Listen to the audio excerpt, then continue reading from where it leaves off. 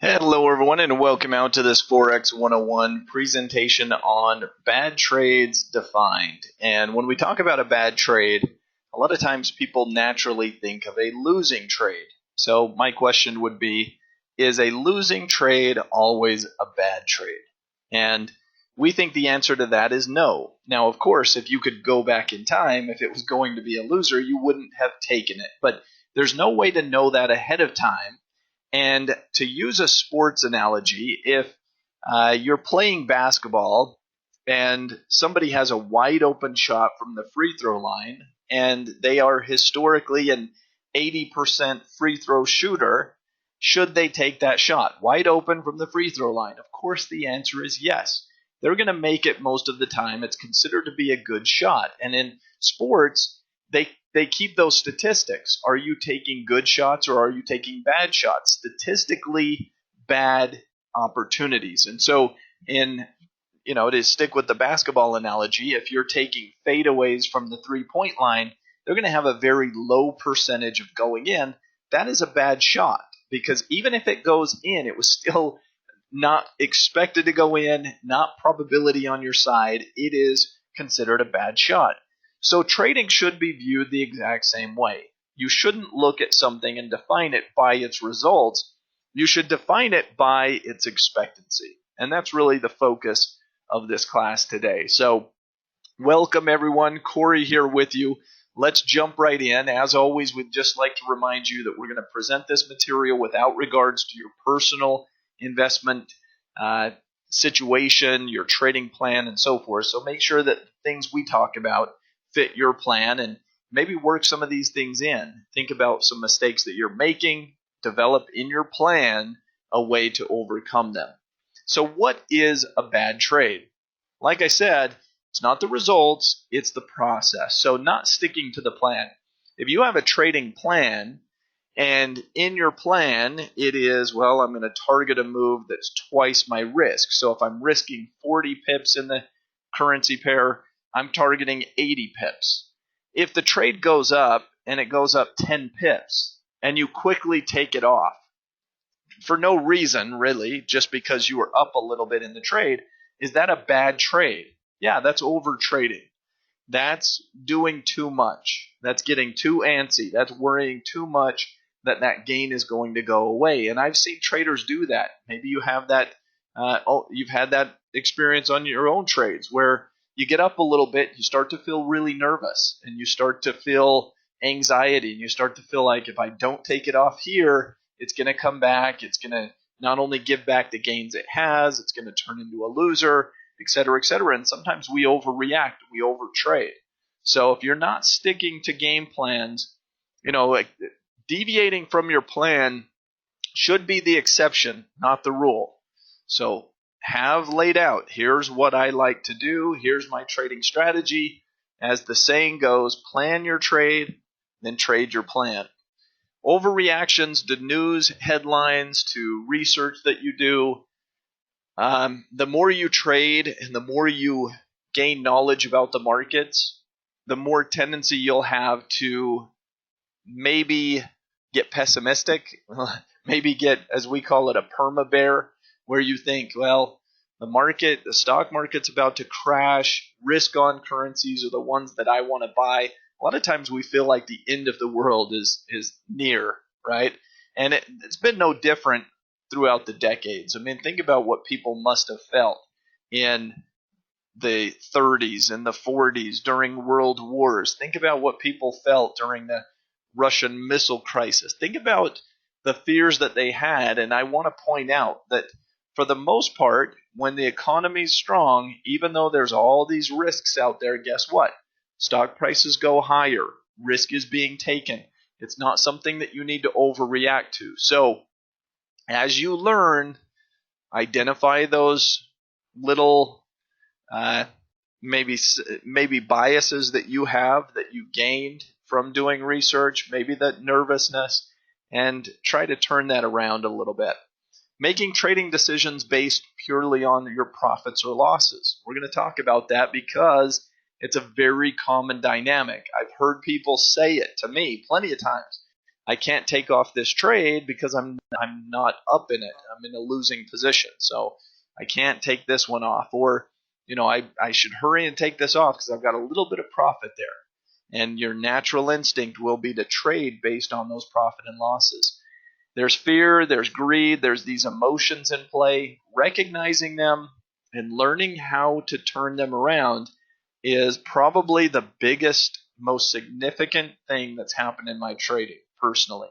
So by being able to identify where I feel fear, where I feel greedy, understanding what those emotions are trying to get me to do and how to actually turn them in my favor, it's huge. So I harp on it. Trading on certainty, saying things like, I know such and such is going to happen. I know the dollar's going up and the euro's going down. I know that the Aussie's doing this and the yen is doing that. I know that the Kiwi, it doesn't matter the currency. The point is we don't know. There is no certainty, so we're going to talk about that because that gets you into bad trades. Now, let's use a blackjack example. If you go and play blackjack, the objective is to get to as close to a 21 as possible without going over, right? So if you're dealt a jack and an 8, you have 18. Question is, should you hit? Well, what I want you to think about are the statistics of it, not the result. If you hit on this 18, you might get a 3, and you might hit 21 exactly, and you might win that single hand. But that doesn't make it the right decision, right? If you were really playing blackjack to try and make money, you should never hit that 18 to try to get to 21. It's a bad probability. There are only 3 cards that could possibly improve your hand if you think about it. A 3, a 2, or a 1. An ace can become a 1. So there's only 3 cards in the entire deck. If there are 52 cards in a deck, which I know from playing 52 card pickup when I was a kid, right? That means that if there are 3 cards that could help, and there's 4 of them in the deck, there are 12 cards that can help you out of 52. That must mean that there are 40 that will cause you to go over 21 and to lose that hand. So the point is, it's not statistically a good idea. Now, what if the next card that comes is a 2 or a 3? Well, fantastic. You won that one hand, but if you do that over time, if you try to hit that 18 on a consistent basis, you're going to lose money. So some people might justify it and they say, well, if I only do it once in a while. No, it's a very bad bet. It doesn't matter how many times you do it. Every single time you do it, you have statistics working against you that are very, very bad. And so in trading, you have to understand that there are things that you will do to cause bad trades. We don't want to be the cause. If you take a great trade, you manage it the right way, you follow the plan, and the results don't work out, you took a good trade. You traded exactly the way you should have. You have no reason to be, anything but on to the next trade. However, if you're the problem as the trader, if you take that trade and you start deviating from the plan and you start making decisions based on, your emotions or how much you're up or down in the trade or some news headlines, and you start deviating from the plan, you're going to do that. In all likelihood, it's not going to be a one-time thing. You're going to make excuses to do it the next time and the next time. Sometimes I'll hear traders say, well, this once I'm going to go this route, but next time I'm sure I'll do it the right way. No, you can't live like that, right? We can't say next time I'll do it the right way. We've got to do it the right way every time. So if you really break it down to the statistics, it makes a little bit more sense. Let's talk about statistics. As traders, this is called expectancy. What is a trading expectancy? Well, all that simply means is that we're trying to quantify what would happen if I had this mixture of things. So let's say that you are trading a simple 1-to-1 reward to risk ratio. 50 pips at risk, 50 pips of potential reward. Pretty simple, straightforward, right? How will that trade succeed? Well, it has to have a good success ratio. So if that trade works 60% of the time, the 1-to-1 is perfectly fine. No problem whatsoever. Okay? Why is that the case? Well, if you think about it, 6 out of 10 trades are profitable at $1,000 a piece. Well, that's $6,000 in profits. 40% or 4 out of 10 are losers at $1,000 a piece. I have $4,000 in losses. I have $6,000 in gains. I net out $2,000 of profit over 10 trades. So the only way a 1-to-1 reward to risk ratio works is if your success rate is above 60%, right? What about a 2-to-1? Well, in a 2-to-1 reward to risk ratio, you could succeed even if your success rate is only at 40%. And at 3-to-1, you could definitely succeed even if your success ratio is down to 30%. Meaning 7 out of 10 trades lose money, but the 3 that make money are big gainers. They're 3 times larger. Now think about the math. Let's stick with the $1,000 for simple purposes. You take 10 trades in each of these examples. Here you have 6 winners and 4 losers.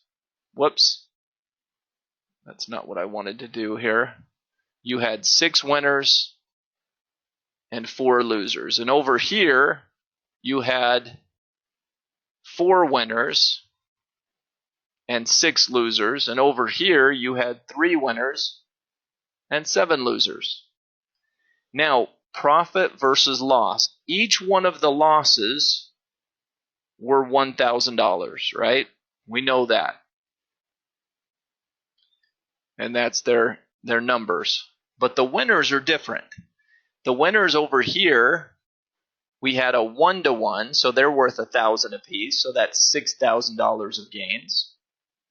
On the other example, we had 2-to-1 reward to risk ratio. So yeah, we were still risking $1,000 per trade, but we had 4 winners at $2,000 apiece, so you had $8,000 worth of profits. And down here, you had 3-to-1. So 3 profitable trades at $3,000 each, you had $9,000 worth of profit. Now let's do the math. You lost $4,000. You lost $6,000. And you lost $7,000.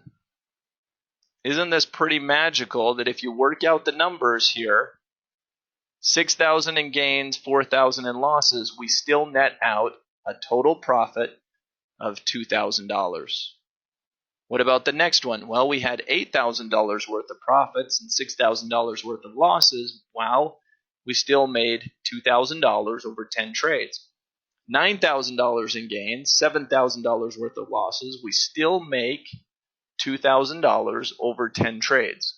I wrote up this example just to show you some math, some simple, straightforward math, that you can succeed with any of these success ratios and risk to reward as long as the combination of them produces a positive result. So I really don't care which basket you fall in. You might be the trader that says, I'm shooting for 3-to-1 reward to risk ratios. Okay, great. You need to make that. If you make it 3 times out of 10, your full profit, you can make a lot of money. Okay? Plain and simple. If you can do better than that, you'll make even more money. But that's just kind of a simplified way to show you. Now, think about each one of these scenarios. Which one do you think traders are most comfortable with? Which one do you really expect that most traders are comfortable with? Oddly enough, they all yield the same results, but traders are always more comfortable with this first scenario because emotion, psychology, these things are a big part of trading. Most people feel a lot better being right, and I say right in quotation marks because all of these are right. Every one of these is good. Who cares if you lose 7 times out of 10 if you're making money? What do I care? All of these are right, but the point is to have more in the W than the L. We're taught, we're ingrained. If you've ever played sports, you want to see a lot of wins and not too many losses. Okay? And so people think that way.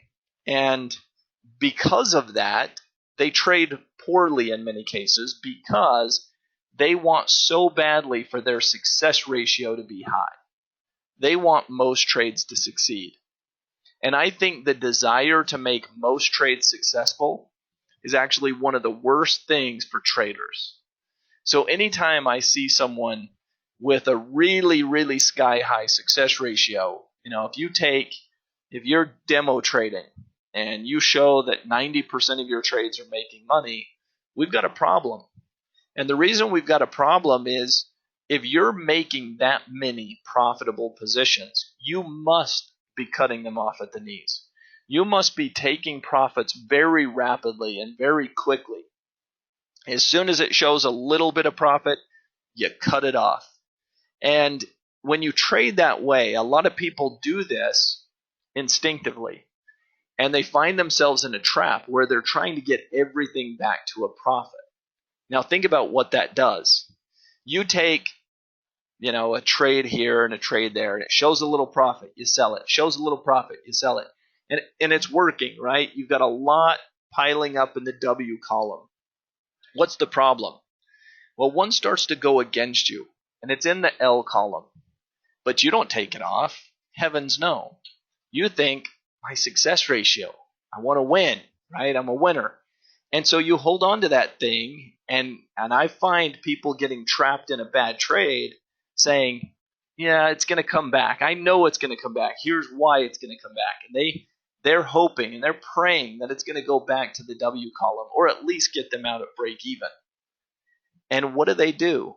They end up taking a gigantic, enormous loss. In some cases, a loss that would wipe away 15, 20 gainers, maybe more. Think about how bad and detrimental that is to trading. It is probably the worst thing that can happen. And if you trade enough and you keep holding on to everything, hoping that everything's going to work out, you're going to run into some of those that will run against you. Now, if you really think about that concept, if we could turn that around in our favor, in other words, if some trades would boggle our minds, shock and awe, surprise us at how far they can go, couldn't they be just that way in our favor?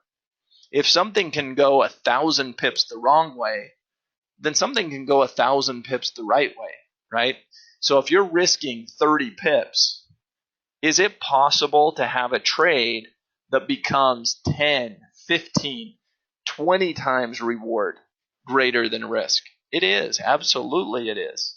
So that's another crazy kind of aspect of the markets is you can have something that is terrible, but you could have something that beyond your wildest dreams. Well, the important point is if you're going to allow something to run and something to become one of those shock and surprising type of trades, it better be a good trade. It better be a profitable one. So any trading plan should have well-defined rules. The two big commandments, in my opinion, this is where I see most people get hurt and basically create bad trades, is they either A, add to losing trades, or B, hold and hope with losing trades. It usually comes back to the management of losing trades that determines whether someone is really profitable or not. Because if you allow those losses to become large, doesn't matter if you have quite a few of them. I've shown you examples where you can lose 7 times out of 10. I don't care. You can make a lot of money losing 7 times out of 10. But if your losses are big and they're violent and they're a lot of pips, it's going to be hard to survive. Some try to add to losing trades. Their idea is they're dollar cost averaging. So if it goes against you and you add more, you increase, you improve your cost basis. Now we've got a closer level to break even. It could come back for us. That's a recipe for disaster. I do not believe in adding to losing positions. Even if it works for a short period of time, it just, from everything I've ever learned about the financial markets, it just can't work as a trading system long term. It just won't work. Trends will go further than you've expected, so don't add to them and make something that's bad even worse. We firmly believe in adding only to profitable trades. So write those down. Make sure you're not adding to losing trades. Make sure you're not stuck in losing trades. I think that's critical. Overreactions to news and research. Now, this could turn any good trade or any bad trade into a bad or a worse trade. What happens when you invest time into something? Naturally, you become invested in it. This is why divorce, why breakups, why things like that are hard, because you've invested a lot into a positive outcome. You've invested a lot of time and effort, so it's hard to just throw those out. Very difficult if you spent time in something. So same thing in trading. If I spend a lot of time researching, studying, following this one currency, and I become convinced, hey, this euro, it's going to do this and that, and Draghi, he's going to do this, and this is the next big thing, and I do a ton of research, and I back test it, and I spend all this time. Well, naturally, as a trader, they're going to make sure that they do something off of all that work. Because if you don't do something with it, it feels like you wasted time. It's even worse actually if you share your ideas with others, because then not only do you not want to walk away because you're wasting time, you don't want to walk away because they might make money on your research and you don't. So these are emotional traps. It's actually fine. Do you think Warren Buffett, as a great investor, do you think he buys everything he researches? Goes out and buys every company? No, I would say he throws out most of them. As a trader, a couple of things. Number one, I actually think it's a bad idea to put too many hours of research into a single kind of, thesis or something like that. A lot of times, it's kind of tricky, and that, you think about if it was good, solid research, okay, fine, but be willing to walk away from it. If you're not willing to walk away, then this research actually hurts you, because as you start to study it, you start to become biased in making sure that the results are what you want them to be. You start to get confirmation bias, a psychological thing where you're discounting anything that goes against your thesis and really just trying to find information that supports your expectations and your thesis. And again, you're going to find your way into the trade, even if it's not the right trade to take. So very hard to walk away when you've done too much work on one single idea. I'm not saying it's bad. I'm just saying be aware of it, I guess, is more to the point. So you don't get a bias in your research. Trading on fear and greed, this can create bad trades. Now, you'll notice when we talk about bad trades, they're all self-inflicted. What's the definition of fear? Well, most people feel the most fear, oddly enough, with profitable positions. People feel fearful that that gain is going to go away, that it's going to disappear. When do people feel greedy? It's the fear of missing out on something. So, when you think about greed kicks in when others are doing well and you're not, or when you start to think that others, you might miss out on what could have been the great opportunity. It's funny, we just had the big lottery. Somebody won, over $700 million or whatever. How many people bought lottery tickets out of fear that they might miss that opportunity? Well, if I buy, I might be the one. You'll see fear has you doing the same thing. If I don't buy this and it takes off, I'm going to kick myself, so I better get in. Those are never reasons. They're never good reasons to trade, but you'll see those emotions in play. So there's a psychological kind of cycle that goes through that happens. When the market's in a downturn, we usually in contempt, we don't want anything to do with it, quite honestly, when it's just starting to turn positive. Even when it starts to really run, there's doubt and suspicion. Then it goes up a little further, we have caution. Goes up even further, we start to get confident, even euphoria, enthusiasm, and so forth. And this is when greed kicks in. When something's really working, I'm kind of reminded of Bitcoin and so forth. Greed. How many people have been buying Bitcoin, have no real idea what it is, what it does, but I'll bet you there's a lot of people that bought it simply because they've heard it's going up a lot and they don't want to miss out. Or someone else says, hey, I've made some good money in this. And they say, well, I don't want to miss out on that.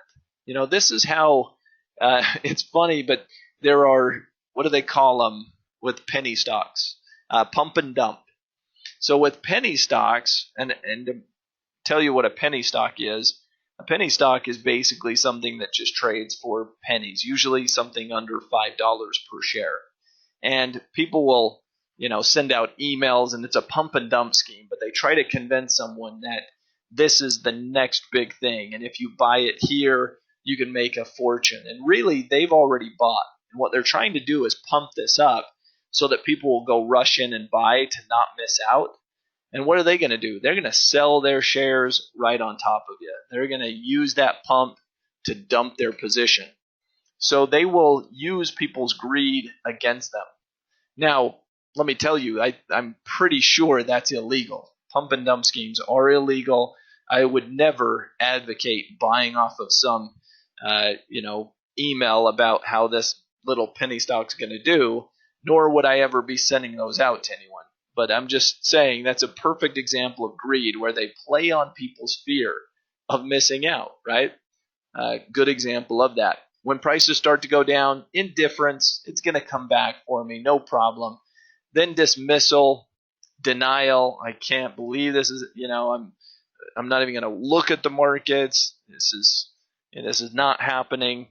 And then fear, finally panic, and they'll bail out of the position. They've, or forced out of the position and losses, and then right back to contempt and saying, I can't believe this happened. I swear off the markets forever.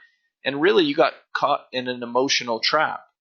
If you buy on greed and you get forced out on fear, when you're in a panic situation, it's not where you want to be. So you want to really kind of take a step back and say, with anything, I actually am constantly asking myself, how does the public feel about this situation? One of the best trades in my lifetime. So for a couple of years, rewind back, I was really negative on the Canadian dollar and actually making good money shorting the Canadian dollar. And, I'd come on and I'd do the midweek and I'd apologize to our FX traders from Canada and say, look, I don't have anything against Canada, but I hate the Canadian dollar. I'm going to keep shorting it. It's the gift that keeps on giving. But it was a bigger story than that. A few years ago, and I play basketball in the mornings on Tuesdays and Thursdays. And I was at basketball, and this is 6 o'clock a.m., and I play with a dentist, and oil, I don't remember exactly where it was, but I know it had been up above 100, and then it had fallen to maybe $70 a barrel, right? It was down quite a bit, enough that all the news stories had picked it up and said, oil's down a lot, gas prices have come down some, and it had been a big story because you'll remember back in 2007, oil had skyrocketed. It had hit 147 a barrel. It was very expensive to buy gasoline, and everyone was complaining. Well, oil had fallen back, and I'm at early morning basketball, and this dentist says, how could I get in on oil? How can I buy oil futures? How can I profit from this bounce back? Because I know it's going to happen. And I thought, that's interesting. He's not really involved in the markets, but completely convinced, full conviction, he knows oil's going back up. I thought that's interesting. You'll hear professional traders talk about when their taxi car driver starts giving them stock tips, that the market's at the top. So I thought, I'll kind of keep that in mind. Maybe oil has a lot more down to go because he's so convinced that it's going higher, and he's not, nothing against him, but he's not really doing the type of good research that you and I are doing. They're not really involved in the markets day to day, right? Just a passing interest. So this was around Thanksgiving time, and I go to my family get together, and we've probably eaten way too much turkey, and a brother of mine says, I can't believe oil. How do we get in on oil going back? It's for sure going back up. I want to profit from that. And my brother, no real interest in the markets. Again, just a high level of conviction from the public that this must be what's about to happen next, because oil can't go down. It can't go down for a long time. No way. And so I said, literally this was the driver. These were the drivers for me to say, you know what, oil's going to get a lot worse. Something is out of tune. Something's out of place here. The charts are decidedly bearish. And if the sentiment is that strong, even while something's going down, it's going to get a lot worse. And so, as I said, one of the best trading environments of my lifetime, shorting oil, Canadian dollar bearishness, et cetera, and oil went to 60, into 50, into 40, into 30, and so forth. Shock, awe. How many people were loading up? How many people were literally buying oil futures that had never bought an oil future before? But they had such high levels of conviction that oil was going back up.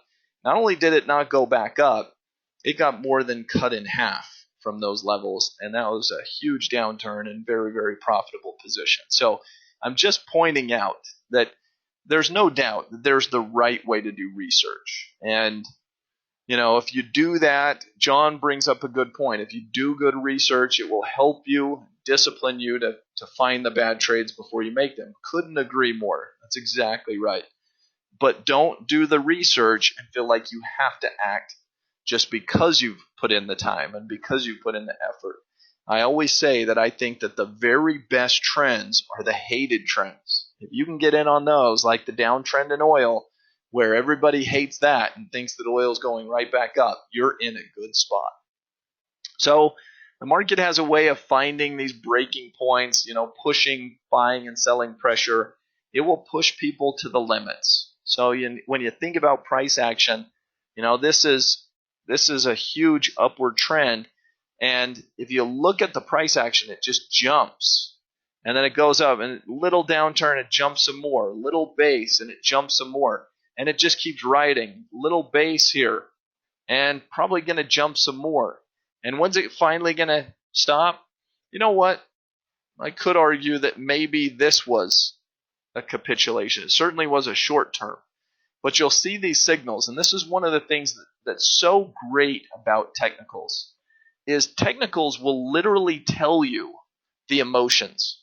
I can walk you through the emotions of it. If you want to see, just think about what's happening. If a price gaps up big, so if a price really jumps aggressively, and that's what happened back here. Let me change the color because that green isn't ideal, but look at back here. See this big jump in price? What was that? Well, that's a change in momentum. That's a change in trend. That's a change in sentiment and so forth. It's a big jump. And it's a surprise. When you think about a gap or something like that in the price action, basically means you finished at one point, you open it entirely different. Now, this happens to be a weekly candlestick chart. So normally on a day-to-day or whatnot, you're not going to see gaps, but because this was where we closed on Friday and this is where we reopened on Sunday, there's actually a big gap there, which is kind of interesting. But that shows huge burst of buying pressure.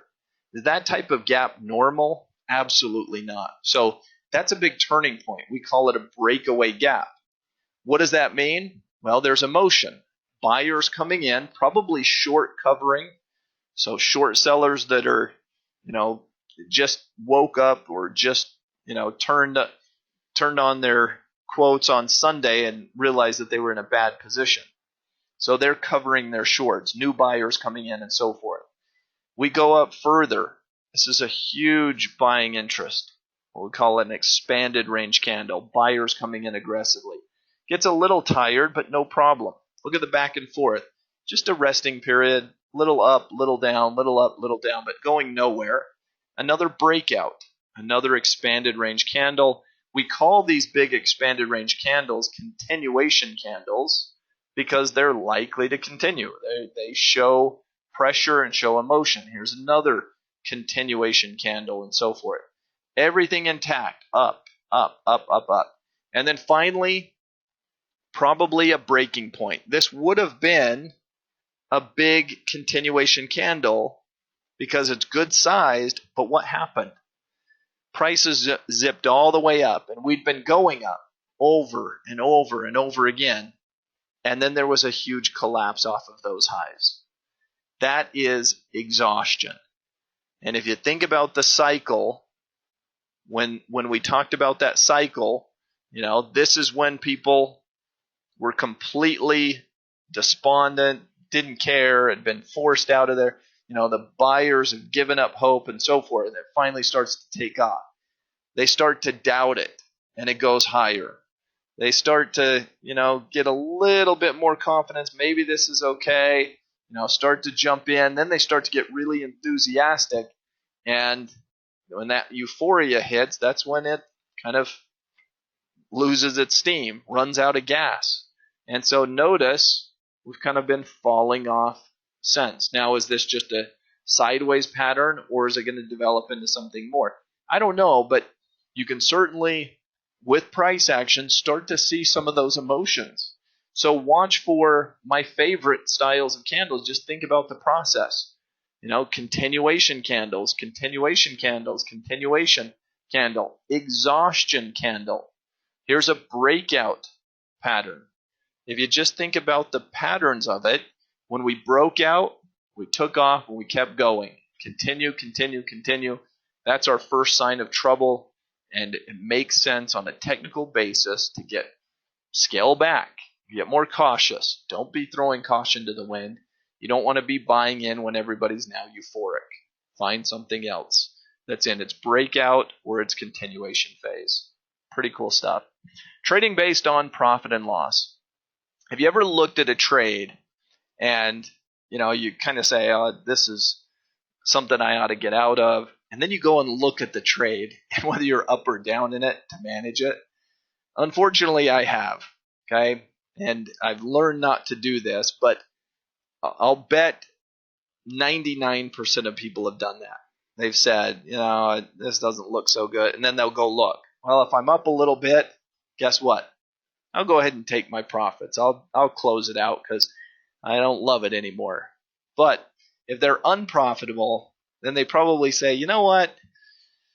Doesn't look great. Let's give it a little bit more time. Let's give it a little bit more space. And I feel like that creates a bad scenario where if you really think about just kind of the markets as a whole, anything that is going in your favor, even if it's only up a little bit, is far more likely to be successful than something that's against you, even if it's only slightly unprofitable, even if it's only, it's 20 pips up or 20 pips down. It's not huge, but it's far more likely that something that's at least going in your favor some is going to go in your favor a lot more. So if you're going to play this game, I flip it around, and I literally do the opposite of this now. So if I get in a situation where I don't love something, I'll look at it, and because I know that in the past I've hurt myself by just holding on to unprofitable positions, if it has a little bit of a loss, I'm more inclined to just close it out. It has a little bit of profit, I'm more inclined to give it the benefit of the doubt and give it space and some room to run. And it's made a huge difference in my trading. So it's counterintuitive. It's not what you want to do, but it's what I believe is the right approach to trading in the financial markets. Last but not least, I really think that bad trading can be too much certainty. So, there's only one sure thing in the markets. It's that there's no sure bets. I've had experiences in my own trading, and so I don't fault anyone because I have had experiences where I could have sworn the stars aligned, that whatever it was, it looked perfect, it felt right, it had everything that it should have had that needed to be profitable, and it just didn't work out. And I've seen sure bets like that where I was so convinced, I had so much conviction that I mean, if you could have put me on a lie detector test and I would have told you, I guarantee this thing is going to be profitable, that doesn't mean that it's a sure thing. There just aren't sure bets. So no matter how convinced you are, some trades just won't work out. That doesn't mean it's a bad trade. So remember what we're talking about. The whole emphasis of this class is you can't be the cause. If you're doing the right things, some of them are going to be bad. Fine. But you've got to look at yourself, be self-aware enough to say, am I the cause? And if I am, how can I fix that? So no matter the conviction level, you will be wrong in some of those. We don't like that saying, I know. Anything you say after that is probably not true, right? I don't know anything. I think, yeah, and if it's just a manner of speaking, I'm sure I say it in classes. I know this and I know that. Well, I don't know exactly what anything's going to do, right? But I have a high level of conviction that this is going to happen, or I really think that this is how this is going to play out. That's more true, because to have a certainty about anything is dangerous. So the goal of every trader should be trade correctly. Going back to trading expectancy, that's all we can do. We can try to put the right trade on, manage it the right way, and then just let the results play themselves out. And if you do that, you'll have a lot more success. Avoid making your own bad trades, and that's a big part of it. So, going back to that blackjack scenario, people that play single hand blackjack that can count cards and so forth can create advantages. There have actually been scenarios where people could flip the statistics, but guess what? They had to do it perfect. They had to make the right decisions in every calculation, and then they could have the advantage. And it's the same way in trading, in that, if you don't stick to what's working, if you don't stick to the right approach, and you keep deviating from that, you're creating bad scenarios. You're hitting on your 18s and your 19s when statistically you should never do that. So stick with the game plan. It's going to work a lot better. So great job, everyone. Hope you've enjoyed this class. We'll get it posted. And if there's ever anything we can do to help, don't hesitate to ask. We'll see you next time. Goodbye, everyone.